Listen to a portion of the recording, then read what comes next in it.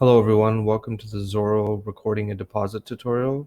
In this guide, we're going to walk through how to record a deposit for your sales order.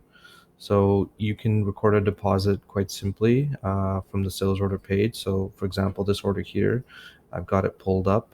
So I'm just going to go options and then take deposit.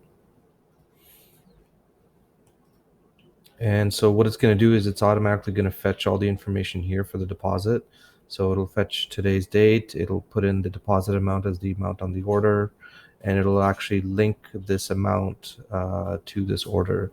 What you can actually do is basically just review this, add any reference numbers, and just hit save. And then basically the deposit's been recorded for this order.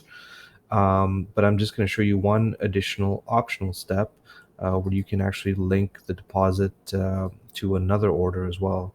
So for example, I've got another order here for the same customer for $246.60, and let's say the customer recorded a deposit for both these amounts combined, and so you want to record the same deposit, but you want to split this amount to this order and this amount to that order. So how do we do that?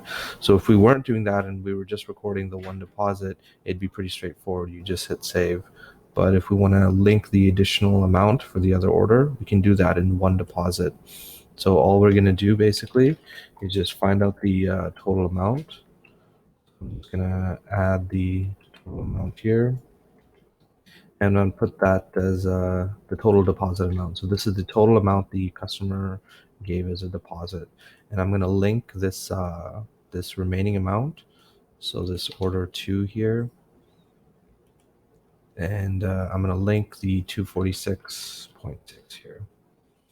See that when I actually went to options record a deposit, it automatically linked that amount from that deposit, and you can adjust the linkings here. So if you wanted to remove this linking, you can just click the garbage can and hit save, but we want to keep this linking now for the additional deposit. So just hit link.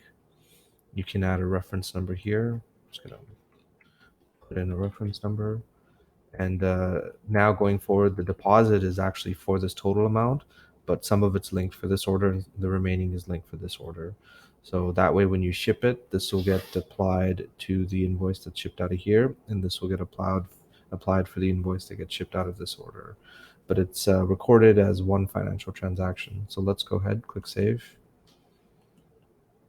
and your deposit's been taken.